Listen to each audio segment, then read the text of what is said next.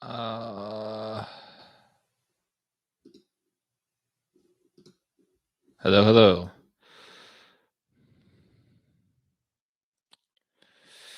Just gonna wait for some more people to show up. This is a unplanned, unscheduled live stream. I just want to see who's gonna come up on here. Got one person on here, two people up on here. Oh, nice. Yeah, I thought I would do one on Sunday, and then I remembered that it was yeah, I thought I would do one on Sunday, and then I remembered that it would be the Super Bowl. So yeah, forget it. Got one person up on here.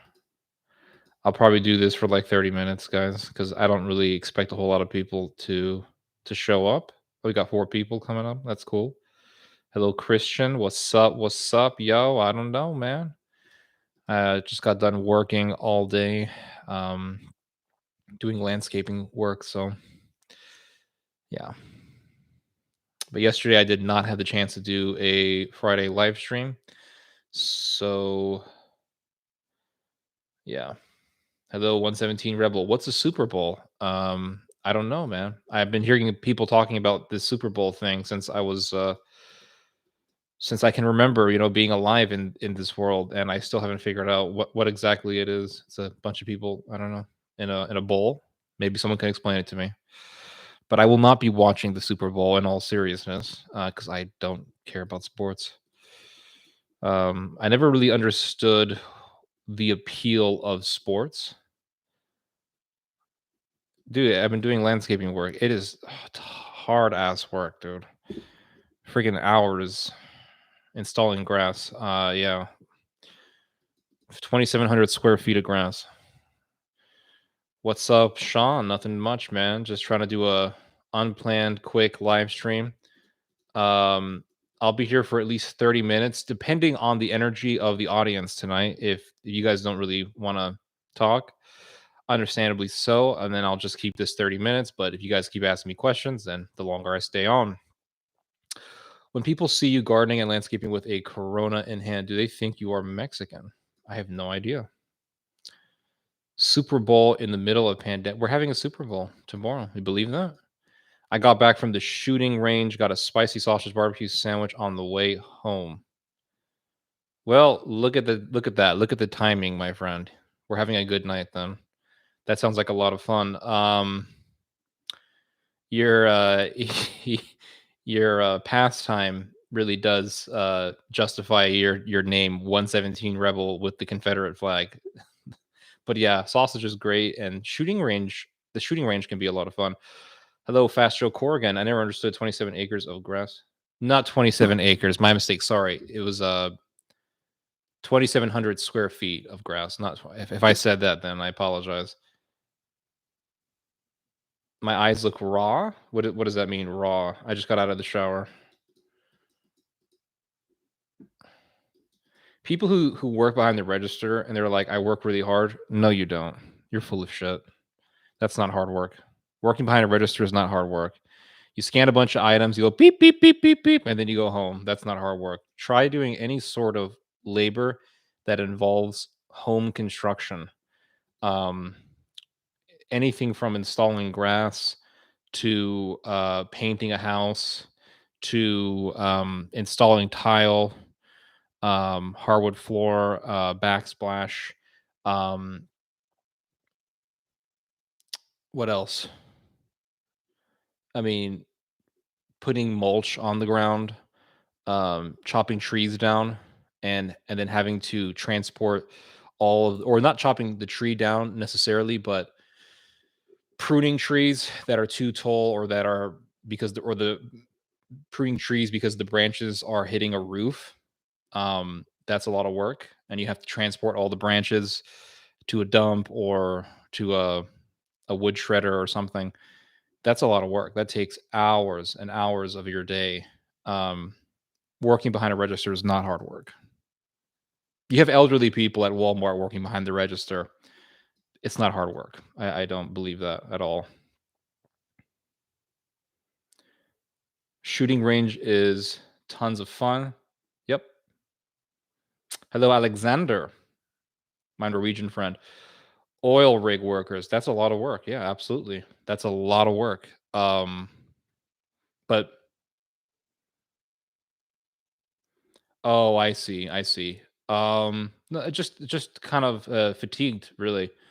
I wanted to do the live stream yesterday, of course, but I didn't have the chance to because I had to do some kind of work outside of what I enjoy doing, which is um, talking about ideology and giving my commentary on current events and on life in general. I think that's always a lot of fun. But I had to do something other than that yesterday and then today also. So I wanted to. I was thinking about doing it on Sunday, and I thought, it's going to be Super Bowl tomorrow. Everyone's going to be watching Super Bowl, the Super Bowl or whatever. So I thought, I'll just do one now and see what I can do. If I can get 10 people on here, which I already do, that's good enough for me. But yeah, you can look up that Ethiopian Orthodox guy. Yeah, you told me about him. Yes, I looked at his channel. I did look at his channel. It looks interesting. Do you affiliate with any political party? No. He was recently on Reason and Theology. Oh, cool. Will you be watching the Super Bowl? No, I will not be watching the Super Bowl. Thoughts on Russia? Um, seems like a cool country. Um, the Russians that I have had the chance to talk to were cool people. Um, other than that, I mean, I don't really know much. I read a little bit about Russian history. Thoughts on? Oh, you guys are talking about the whole Ukraine thing. You see, I can't tell you guys. Well, tomorrow, in a week from now, um, Russia's going to invade Ukraine. Like, I can't tell you that because no one really knows what's going to happen unless maybe you're like deep in the CIA or whatever. But I think eventually, just given the history between um, Russia and Ukraine and how they had a lot of violence in their history between each other, I think eventually there's going to be something that's going to erupt regarding the Ukraine. It may not be Russia invading the Ukraine, but it may not happen in next year or whatever. But I think eventually something is going to erupt. When you have Ukrainian nationalism increasing, when you have a lot of the fear towards, or a lot of the fear in regards to Russian incursions intensifying, when you have the sentiment in regards to a rising Russia becoming more and more ubiquitous in the Western world, it's sort of like the tension between Turkey and Greece. You see this military buildup. Um, you see this military buildup going on in Turkey, but also you see it taking place in Greece, with the Greeks wanting to buy more and more U.S. fighter jets, and they want to bolster up their military capacity in fear of a rising Turkey. And the two countries are fighting, or they're not really physically actually fighting, but they're arguing over islands, kind of like Japan and China over the Senkaku. And the fact that there is a history of violence, tremendous violence between Turkey and Greece. The fact that Turkey at one point in time controlled Greece. The fact that the Turks butchered Greeks, the Ottoman Empire butchered Greeks in the first half of the 20th century. Uh, all of these things have to be accounted for when we are making prognostications in regards to geopolitical situations or current events. We always have to look at the history. We always have to look at the record. What does the record show? And that record can give us some kind of idea as to what we can expect. to happen. Not saying that history is going to repeat itself exactly to the T, but what I will say is that history gives us some kind of idea of what we can expect or what could happen in the future. And I think eventually there's going to be a violence between Greeks and Turks. And I think eventually there's going to be some kind of conflict in Eastern Europe, um, in the Balkans, um, in Ukraine, in Poland. I think all of these areas are going to break out in violence. In regards to Poland, I think eventually there's going to be some kind of conflict between the Germans and the Poles. I think it's very possible that that could happen because of the history, but not just that. Um, the increasing antagonism between the European Union and Poland, I think, is quite significant. The fact that the Polish government basically rejects EU authority in certain contexts, the fact that Polish nationalism is extremely high, the fact that um, Polish Euroscepticism is extremely high. There could be a conflict between Germany and Poland again. It wouldn't surprise me if it happened. I'll just put it that way. I believe that Russia wants to reunite the USSR. Yeah, I agree. Yeah, and it doesn't have to have communism. Alexander, you don't agree, so I don't believe the supposed invasion until I actually see it. With that sentiment, yes, I agree with you. I don't think we should just say, yeah, it's going to happen. Russia is going to invade Ukraine. I think that's would just be way out of our depth to do that because we really don't know the future. This is like when people thought that Russia was going to have a full on invasion into Europe during the Cold War, and it didn't happen. Um, so, um, but I think that it's not adventurousome to say that some kind of conflict will eventually break out in Eastern Europe. I think that is a plausible prognostication, plausible prediction.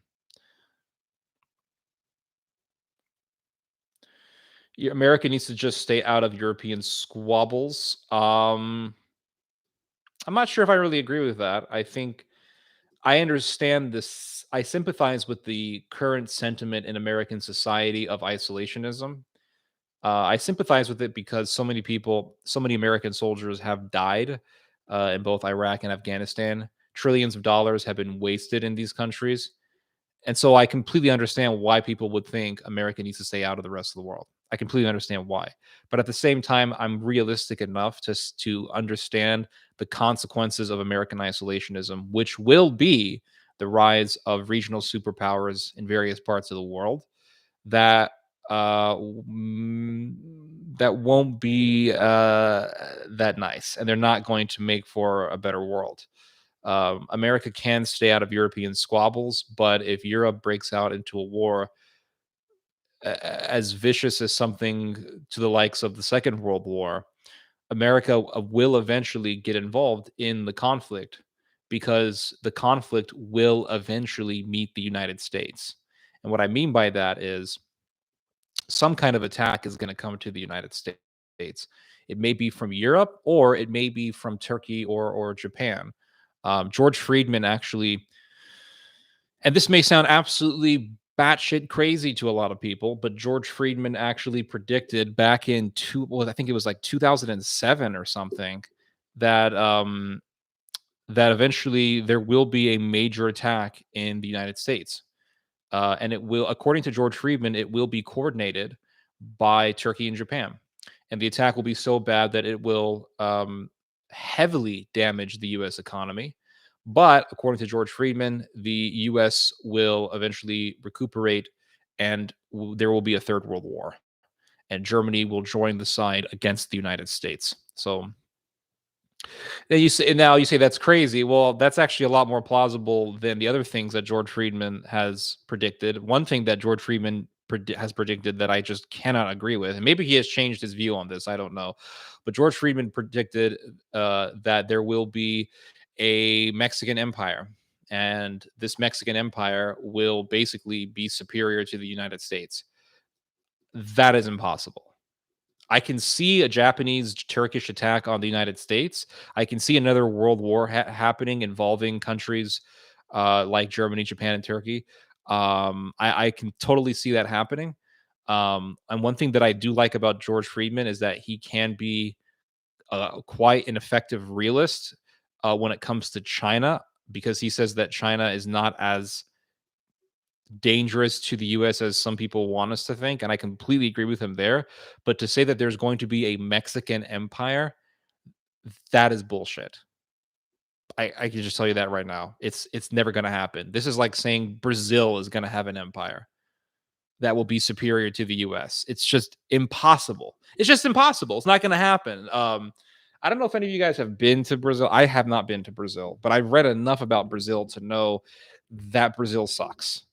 Brazil, I think that one day I will do a video called Brazil sucks, just because it'll be funny. I'll do it for the lulz. It's not like it's necessary for people to know that Brazil sucks. Unless you want to go live there, then you should know that it sucks. Or if you want to visit there, you should know that it sucks, because if you go to Brazil thinking that it's going to be coconuts and bananas, and jujitsu and capoeira or whatever, and then you get your wallet stolen in the middle of Sao Paulo or Rio de Janeiro. I mean, yeah, you should know before visiting Brazil that it sucks. But Brazil sucks, man. Brazil sucks. It is one of the most violent. You know what, Alexander? Since you brought that up, I should do a video called "Norway Sucks."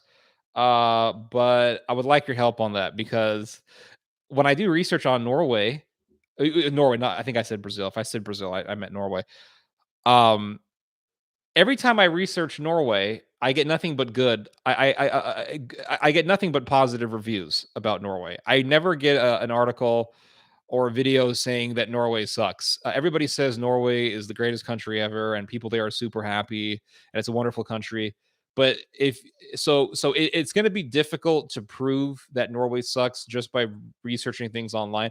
I probably will not probably. I will find information that will show that Norway put basically kind of sucks. But if you can help me on that, just because you live there and you have a lot more insight than I do, that would be much appreciated. But going back to Brazil, Brazil is one of the most violent countries in the world. Just to give you guys an idea of how violent Brazil is, okay? So in the United States, we have a murder rate of 5 murders per 100,000 people.